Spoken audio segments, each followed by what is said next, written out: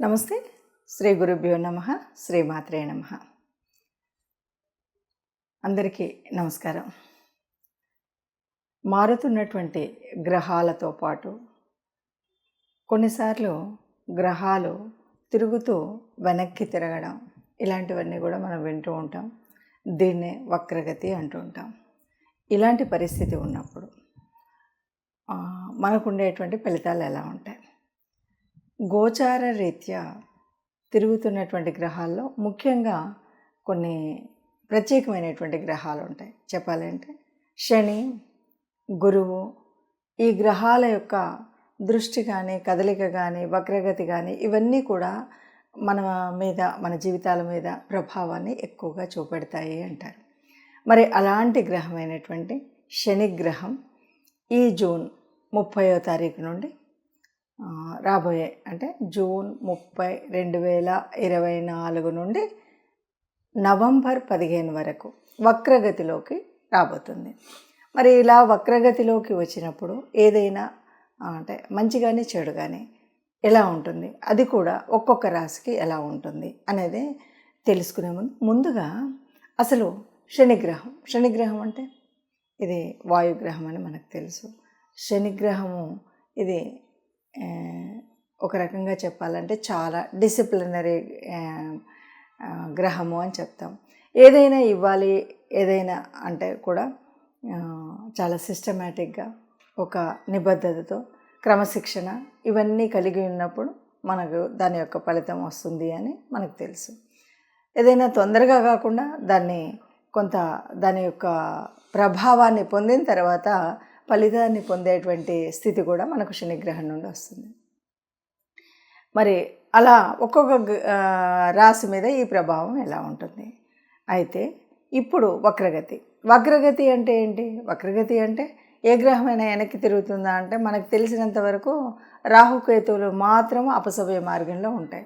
కానీ కొన్నిసార్లు గ్రహాలు మరి వాటి యొక్క వేగాన్ని అలా తిరుగుతూ ఉన్నప్పుడు భూమికి దగ్గరగా వచ్చినప్పుడు అవి వెనక్కి తిరుగుతున్నట్టుగా కనిపించేటువంటి భ్రమపడేటువంటి స్థితి ఒకటి ఉంటుంది. అది దగ్గరగా ఉన్నప్పుడు దాన్ని వక్రగతి అంటాం. అయితే ఈ వక్రగతిలో తిరిగినప్పుడు ఎలా ఉంటుంది? అయితే మరి జన్మజాతకంలోనే వక్రగతి ఉందా, లేదు అలా ఉన్నప్పుడు శని వక్రగతి ఉందా, ఎలా ఉంది ఏంటి అన్నది ఈ ప్రభావాలు చూసేటప్పుడు తెలుస్తుంది. ఒక్కొక్క రాశికి ఒక్కొక్క రకంగా ఉంటుంది. ఎందుకంటే ఇప్పుడు శని ఎక్కడ వక్రగతి పొందబోతుంది అంటే కుంభరాశిలో దాదాపుగా చెప్పాలంటే మొదట 3 నెలలు గురు నక్షత్రం మీద, తదుపరి శతభిష నక్షత్రం మీద ఈ వక్రగతి అక్కడ నుండి వక్రగతి అనమాట. అంటే 4.5 నెలలు, దాదాపు 139 రోజుల వరకు శని యొక్క వక్రగతి ఉంటుంది. ఈ 139 రోజుల వక్రగతి వల్ల మనకు ఎలాంటి ప్రభావం చూపడుతుంది అన్నది ఒక్కొక్క రాశి వారికి ఎలా ఉంటుంది, దీనివల్ల అంటే ఈ వక్రగతి వల్ల పొందేటువంటి ప్రభావాన్ని మంచి కానీ చెడు కానీ దాన్ని తీసుకోవడం కోసం ఏదైనా పరిహారాలు ఉంటాయా? మరి మనం ఈ 5 నెలల కాలంలో ఏం చేయాలి, ఎలా చేయాలి, దాని యొక్క పూర్తి ఫలితాన్ని పొందాలి అంటే ఏం చేయాలి?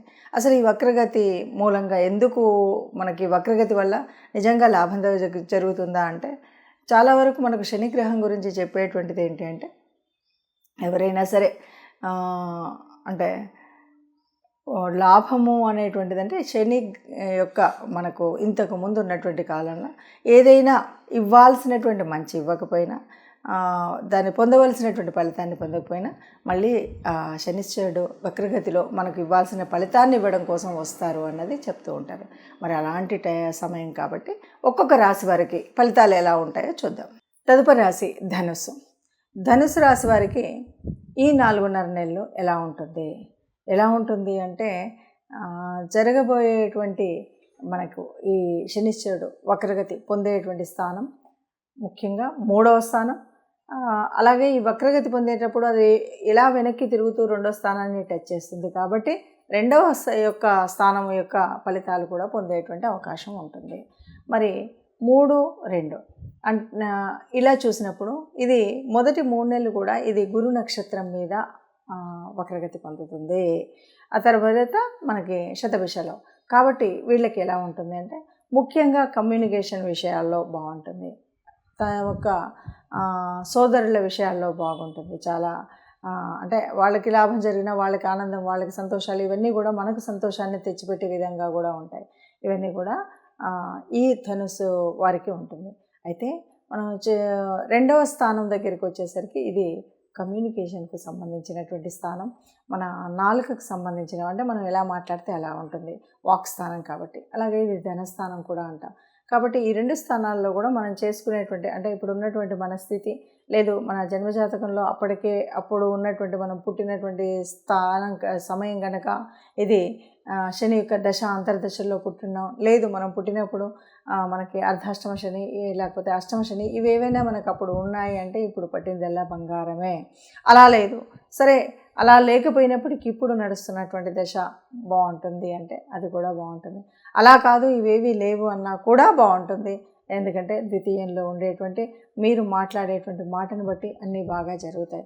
మూడో స్థానం కూడా కమ్యూనికేషన్కి సంబంధించింది ఉంది, సోదరులకు సంబంధించింది. కాబట్టి మీరు మాట్లాడుతున్నప్పుడు అందరూ కూడా మీకు సోదరులందరూ కూడా మీకు అన్ని విషయాల్లో మాట సహాయం చేయొచ్చు, శారీరకంగా సహాయం చేయొచ్చు. వారి సహాయం మీకు లభిస్తుంది, వారి ఆనందం, వారి యొక్క ఉన్నతి మీకు చూడగలుగుతారనమాట. ఈ పరిస్థితి మనకు ఈ 4.5 నెలలు ఉంటుంది. అయినా మాకేం అలా అనిపించలేదండి, మీరు ఏదో చెప్పారు అని అనిపిస్తే తప్పకుండా ఇప్పుడు చెప్పబోయేటువంటి పరిహారాలను అయితే చేసుకోండి. పరిహారాలు చేసుకుంటే తప్పకుండా కూడా శనిశ్చరుడు ఇచ్చేటువంటి లాభాలని తప్పకుండా పొందిన వాళ్ళు అవుతారు, ఆనందంగా ఉంటారు, సుఖంగా ఉంటారు. అందరూ సుఖంగా ఉండాలి. ఇప్పటి వరకు మనం ఈ రాశి ఫలితాలను చూసాం కదా. అయితే అందరికీ లాభమా నష్టమా అన్నది కాదు. శనిశ్చరుడు అంటేనే క్రమశిక్షణ.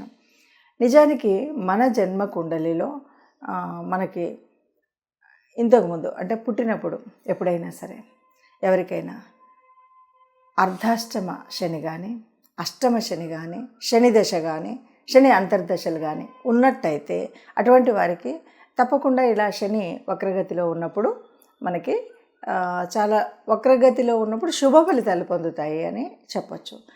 అలా కాదు, ఇవేవి లేవు కానీ మరి అర్ధాష్టమ శని ఇలాంటివి ఏదో ఒకటి ఉంది, లేదు ఇది లేదు, ఇవి లేదు మనకు జన్మజాతకంలో అంటే ఇప్పుడు జరుగుతున్నటువంటి కాలంలో, అంటే మీరు జన్మజాతకంలో కాకుండా గోచార రీత్యా ఎవరికైనా అర్ధాష్టమ శని, అష్టమ శని, శని దశ నడుస్తున్నా ఇప్పుడు కూడా ఆ ఫలితం ఉంటుంది. ఇంతేకాదు ఎవరికైనా మరి మంగళదశ నడుస్తున్నా కూడా దీనివల్ల శుభ ఫలితాలు జరుగుతాయని చెప్పచ్చు. ఇలా కాదు మాకేమీ ఈ మంగళదశ లేదు, అర్ధాష్టమ ఇవేవి లేవు, మరి అలాంటప్పుడు ఇప్పుడు వస్తున్నటువంటి ఈ శని వక్రగతి వల్ల మేము ఏం చేసుకుంటే మాకు దానివల్ల వచ్చేటువంటి నష్టాలు రాకుండా ఉండి పొందబోయేటువంటి శుభ ఫలితాలు మాకు పొందాలి అని అనుకునేటువంటి వారు చేయవలసినటువంటిది ఏమి? ముఖ్యంగా శనివారం రోజు ఎవరైనా సరే ఈ శని వక్రగతిలో దాని ఫలితాలు పొందాలి అంటే శనివారం రోజు ముఖ్యంగా మనం శనివార వ్రతం, అంటే శనివారం రోజు ప్రత్యేకించి ఏ రకమైనటువంటి మధ్య మాంస ఆదులు ఉంటాయి కదా, వీటిని కూడా స్వీకరించకుండా ఉండడం, శనివారం రోజు వీలైనంత వరకు ఏకభుక్తం తీసుకోవడం, దీనితో పాటు మీకు వీలైతే అంటే నవగ్రహ మండపానికి వెళ్ళడం, లేదు ఇంట్లోనే శని గ్రహ స్తోత్రాన్ని చదువుకోవడం, ఇలా కాదు అంటే కనీసం ఏదో ఒక రోజు వారంలో ఒకరోజు చొప్పున ఇంట్లోనైనా బయటైనా దేవాలయంలో అయినా శివాభిషేకం చేయించడం. ఇవి కాకుండా వీలైనంత వరకు, ఎందుకంటే శనీశ్వరుడు ఆనందపడేది ఎక్కడ అంటే ఎవరైనా సరే బాగా కర్మచారులు ఉంటే వారికి ఏదైనా మీకు వీలైనట్టుగా కాసింత అన్నదానం చేయడమో, అన్నం పెట్టడం, లేదు అంటే ఏదైనా వస్త్రదానం చేయడం, ఇలాంటివి చేయడం అనేటువంటిది మనం చేయాలి. అలా కాదు ఎవరైనా అంగవైకల్యంతో ఉన్నటువంటి వారికి కూడా మనం సహాయం చేయడం, వృద్ధులు, ముఖ్యంగా వృద్ధుల సేవ, మన ఇంట్లో వాళ్ళవనివ్వండి బయట వాళ్ళవనండి, ఎవరైనా వృద్ధులు ఉన్నట్టయితే వారి యొక్క సేవ, ఇలాంటివి మనం చేసినట్టయితే శనిశ్చరుడు మన మీద కరుణ పొందుతాడు, మనకి దయ చూపెడతాడు. ఇది మనకు పాజిటివ్గా ఉంటుంది. అందువల్ల దీనితో పాటు ముఖ్యంగా ఎవరైనా సరే విష్ణువుకు సంబంధించినటువంటి స్తోత్రాలని చదువుకోవడం అనేటువంటిది చేసినట్టయితే మనకు తప్పనిసరిగా పాజిటివ్ ఈ వక్రగతి ఉన్నటువంటి ఈ 4.5 నెలల కాలంలో చాలా పాజిటివ్గా మన యొక్క స్థితిగతులు ఉంటాయి అని చెప్పచ్చు. నమస్తే. అందరూ సుఖంగా ఉండాలని, అందులో మనం ఉండాలని కోరుకుంటూ శుభం భూయాత్.